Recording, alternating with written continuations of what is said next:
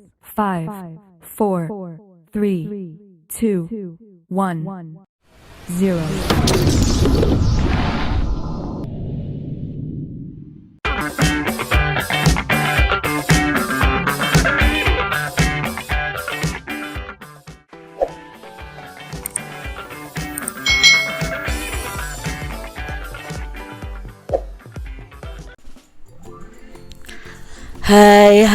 Hai, selamat datang di channel YouTube Kak Citra. Apa kabar adik-adik semuanya? Kak Citra berharap kalian dalam keadaan yang baik, sehat, dan siap untuk belajar ya. Hari ini kita akan belajar bersama-sama untuk mata pelajaran tematik kelas 4. Kita belajar di tema 8 nih, daerah tempat tinggalku. Subtema 2, keunikan daerah tempat tinggalku, pembelajaran yang keempat. Mari adik-adik kita belajar dengan penuh semangat ya. Adik-adik perhatikan peta berikut ini. Tahukah kamu daerah dengan julukan kota 1000 industri?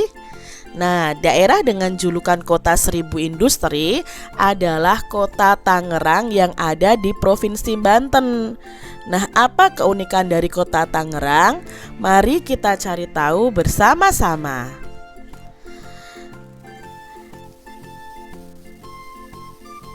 Tangerang merupakan kota unik dilihat dari kegiatan ekonominya.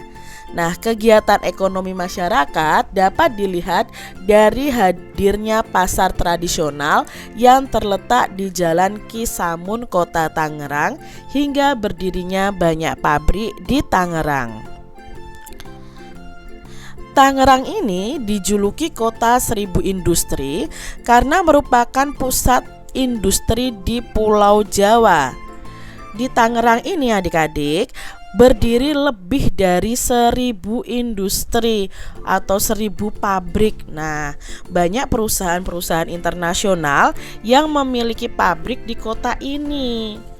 Selain keunikan pada kegiatan ekonomi, Tangerang ini memiliki keunikan dari bangunan-bangunan lama yang masih berdiri sampai sekarang. Nah, adik-adik, ayo kita lakukan kegiatan berikut ini. Cari tahu pekerjaan masyarakat Kota Tangerang, lalu kalian bisa tuliskan di buku tulis kalian adik-adik. Nah, beberapa pekerjaan masyarakat di Kota Tangerang, ini G-nya cuma satu ya adik-adik ya. Antara lain itu sebagai dokter, guru, buruh, pegawai swasta, pegawai negeri sipil, lalu security, kasir, pelayan, lalu ada wirausahawan, ada pengusaha, ada ojek online, dan penulis, serta pegawai kontrak, dan lain sebagainya. Di Kota Tangerang banyak sekali bangunan tua. Coba kalian bisa mencari tahu nama-nama bangunan tua di Kota Tangerang melalui berbagai media. Nah, bisa kalian cari di internet atau di koran atau di majalah. Di sini Kak Citra akan menyebutkan beberapa bangunan tua yang ada di Kota Tangerang. Nah, pertama ada Museum Benteng Heritage. Nah, ini gambarnya ada adik-adik. Lalu ada Vihara Padumutara. Nah, ini ya gambarnya. Lalu ada Pasar Lama Tangerang, ada Klenteng Bontekbyu ya. Lalu ada Masjid Jami Kali Pasir. Berikutnya ada Taman Makam ini ya adik-adik ya, Taman Makam Pahlawan 1000. Lalu nanti ada Monumen Lengkong dan Bendungan Pintu Air 10. Itu termasuk nama-nama bangunan tua yang ada di Kota Tangerang. Bacalah cerita fiksi mengenai Kota Tangerang adik-adik.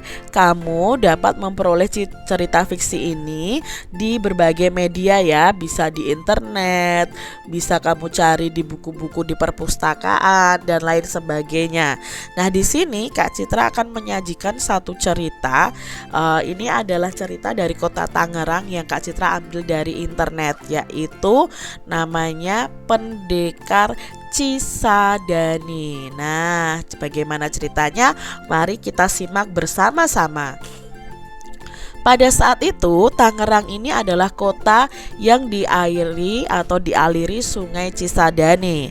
Sungai yang perkasa dan tidak ada yang berani melewati karena terdapat banyak sekali buaya, adik-adik. Di antara buaya-buaya tersebut, salah satunya merupakan Ratu Siluman Buaya.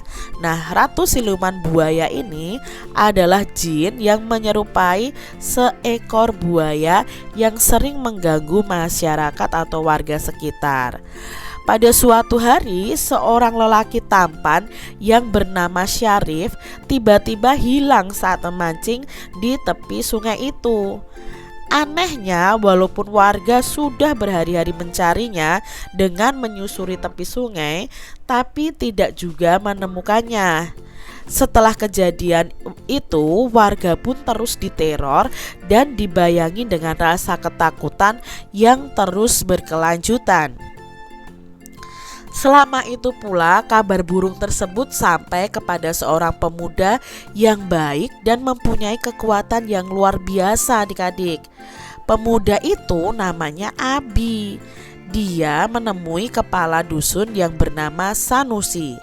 Singkat cerita nih, si Abi ini siap membantu menyelesaikan masalah yang ada di desa tersebut. Dengan semangat dan tekad yang kuat, Abi langsung menuju ke tepian sungai. Kemudian tanpa sengaja ia bertemu dengan seorang perempuan yang cantik nan ayu. Nah, perempuan itu sedang duduk di pinggiran sungai. Abi merasa iba kepadanya dan menghampiri perempuan itu. Abi tahu perempuan tersebut itu sebenarnya adalah jelmaan dari Ratu Siluman Buaya. Abi pun berhati-hati dalam menghadapi siluman itu. Ia terus berpikir dan mencari cara agar dapat mengetahui tempat persembunyiannya. Sedangkan perempuan itu terus membujuk rayu Abi agar dapat menyelam ke dasar sungai. Dengan rasa percaya akan sesuatu yang melindunginya, Abi lalu menyelam dan tiba-tiba ia tak sadarkan diri. Di sebuah tempat di dasar sungai, Abi tersadar dari pingsannya. Abi bangkit dari tidurnya, kemudian betapa terkejutnya ketika ia menyadari bahwa dirinya itu dalam sebuah penjara. Abi tidak sendiri. Di penjara itu ada Syarif dan orang-orang yang menjadi korban siluman buaya itu. Suara hentakan langkah kaki terdengar dan terlihat perempuan anggun yang menggunakan kebaya indah. Nah, dialah Ratu Buaya. Perempuan tersebut mengajak Abi berkeliling dalam istananya. Abi terus mengamati apa yang dilakukan Ratu Buaya.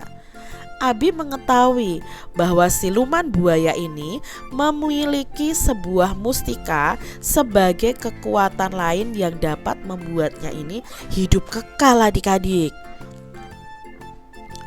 Akhirnya ia menemukan waktu yang tepat untuk membebaskan para tawanan, yaitu saat bulan purnama datang. Ratu Siluman Buaya kembali melakukan ritualnya di bulan purnama. Dengan hati-hati, Abi ini mengambil mustika milik Ratu Siluman Buaya tersebut. Abi dan para tawanan lain pun berhasil keluar dari gua siluman itu. Masyarakat desa di tepian sungai Cisadane pun menyambut gembira karena Abi dapat membebaskan para warga yang menghilang di sungai itu. Setelah berhasil menyelamatkan para warga, Abi menitipkan pesan kepada warga yang tinggal di sekitar sungai Cisadane agar selalu menjaga kelestarian sungai ini, karena sungai ini adalah sumber kehidupan bagi semua makhluk. Itu tadi adik-adik cerita tentang pendekar Cisadane. Nah, Menceritakan tentang apa cerita fiksi yang kamu baca tadi? Nah, cerita fiksi tadi bercerita tentang perjuangan Abi yang membebaskan warga sekitar Sungai Cisadane dari Ratu Siluman Buaya ya, siluman buaya. Lalu berikutnya, adakah tokoh dalam teks yang kamu baca? Lalu jika ada, nama tokohnya dan perannya itu apa? Nah, ada ya adik-adik ya. Tadi tokoh utamanya adalah si Abi dan Ratu Siluman Buaya. Nah, tokoh tambahannya siapa? Tokoh tambahannya adalah Sarif, lalu Sanusi, dan warga sekitar Sungai Cisadane. Tangerang sebagai kota industri banyak berdiri pabrik. Di antaranya ada pabrik sepatu dan pabrik ban adik-adik. Nah, ini adalah pabrik sepatu, pabrik ban, ini pabrik sepatu. Ya, ini berada di kota Tangerang. Siapa saja yang bekerja di pabrik ban dan siapa saja yang bekerja di pabrik sepatu? Apakah ada pekerja yang sama pada kedua pabrik tersebut? Nah, di sini pada gambar kedua terlihat sebagian besar buruh yang bekerja pada pabrik sepatu adalah perempuan adik-adik. Namun di sana juga terlihat ada beberapa pekerja laki-laki. Pada gambar yang pertama terlihat bahwa pekerja di pabrik ban itu didominasi oleh laki-laki. Kesamaan pada kedua gambar adalah adanya pekerja laki-laki pada kedua pabrik tersebut. Nah, industri adalah suatu usaha atau kegiatan pengolahan bahan mentah atau barang setengah jadi menjadi barang jadi adik-adik. Nah, barang hasil industri ini memiliki nilai tambah untuk mendapatkan keuntungan. Nah, adik-adik, adakah di sekitar tempat tinggalmu industri penghasil barang atau benda? Jika ada, kalian bisa sebutkan nama industri yang dijalankan, lalu siapa pekerjanya dan pekerjaannya ya adik-adik ya. Lalu tuliskan pada buku kalian masing-masing. Di suatu tempat kerja, seringkali kita jumpai banyak pekerja dengan berbagai spesialisasinya. Sebagai contoh di rumah sakit. Di rumah sakit itu ada dokter, ada perawat, ada ahli gizi, satpam, sopir, dan juru masak. Demikian juga spesialisasi pekerjaan di sekolah. Dan di sekolah itu ada guru, petugas perpustakaan, satpam, tukang kebun, dan orang yang membersihkan sekolah. Pekerja dan pekerjaan pada suatu tempat kerja tentu beragam. Bukan hanya pekerja dan pekerjaan. Siswa di sekolah itu tentu juga beragam adik-adik. Ada siswa yang suka berolahraga, ada yang suka menari, suka pelajaran sains atau IPA, ada yang suka menggambar, ada yang suka membaca, dan masih banyak lagi. Nah, setiap siswa itu mempunyai karakter yang berbeda juga. Ada yang mungkin pemalu, ada yang pendiam, ada yang pemberani, dan masih banyak lagi. Nah, keragaman siswa pada suatu sekolah hendaknya disikapi dengan positif. Jadi kalian walaupun beragam tetap harus rukun, tetap harus saling menghormati dan menghargai adik-adik. Apa manfaat dari keragaman karakteristik di sekolah bagi dirimu? Apa nih adik-adik manfaatnya bagi kalian? Nah, mungkin manfaatnya banyak sekali. Jadi di sekolah terdapat teman-teman yang memiliki keragaman fisik yang berbeda, misalnya tinggi badan. Nah, apabila kita tidak dapat mengambil benda di tempat yang tinggi, kita itu dapat meminta bantuan teman yang lebih tinggi daripada kita. Selain itu, apabila kita memiliki teman yang berasal dari daerah lain, kita akan kaya dengan pengetahuan adik-adik. Kita dapat mengetahui informasi tentang daerah asal teman kita. Misalnya saja tentang adat istiadatnya, keunikan daerahnya, makanan khasnya, dan bahasa daerahnya. Jadi adik-adik, dengan segala keragaman karakteristik yang ada, kita itu akan saling melengkapi ya. Dari segala sesuatunya itu akan saling melengkapi satu dengan yang lainnya. Bagaimana sikapmu terhadap temanmu yang pendiam, adik-adik? Nah, sikapmu terhadap temanmu yang pendiam seharusnya kamu mendekatinya, mengajaknya bermain ya, mengajaknya ngobrol, berbicara, tidak malah menjauhinya, adik-adik.